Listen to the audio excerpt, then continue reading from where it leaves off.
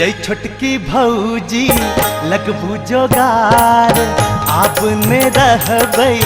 हम कुमार ने जाने हमरा की भ गेलैये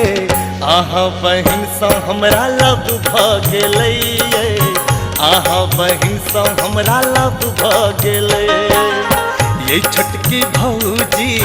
लगबू जोगार अब ने रहबै हम कुमार ने जाने हमरा की भ गेलैये अहाँ बहिन सँ हमरा लब भ गेलैये अहाँ बहिन सँ हमरा लब भ गेलै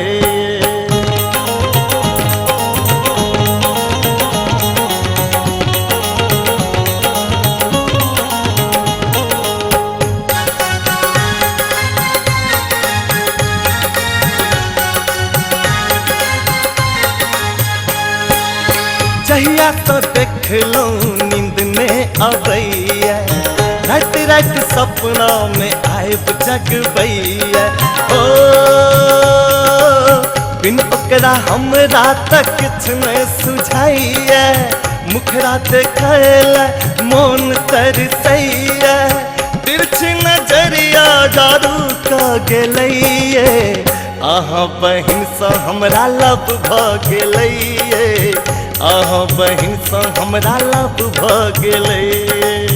अहाँ बहिन सँ हमरा लब भ गेलैये अहाँ बहिन सँ हमरा लब भ गेलैये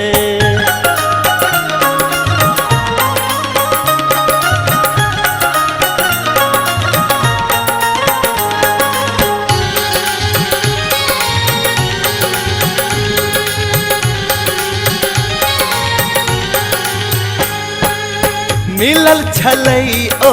कमला के पार में बड़ नीक लागे छलै सोलहो सिंगार में हो जाके हम बैस गेलियै एक कात में बहिन अहाँ के सेहो चलली साथ में जेने होबा चाही सब भ गेलैये अहाँ बहिन सँ हमरा लब भ गेलैये अहाँ बहिन सँ हमरा लब भ गेलैये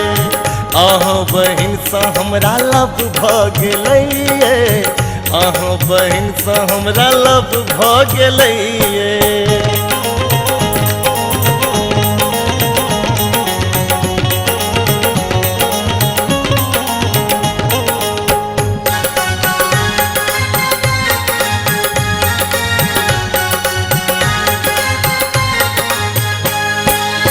बाबू के फोन क जल्दी बजाबू झाजीपुर हित सँ दिन तक बाबू हे छोटकी भौजी एना ने सताइए हमरा बियाह में न देरी लगाइए हमर हाल पूरा भ गेलैये अहाँ बहिन सँ हमरा लब भ गेलैये अहाँ बहिन सँ हमरा लब भ गेलैये अहाँ बहिन सँ हमरा लब भ गेलैये अहाँ बहिन सँ हमरा लब भ गेलैये अहाँ बहिन सँ हमरा लब भ गेलैये अहाँ बहिन सँ हमरा लब भ गेलैये अहाँ बहिन सँ हमरा लब भ गेलैये अहाँ बहिन सँ हमरा लब भ गेलैये।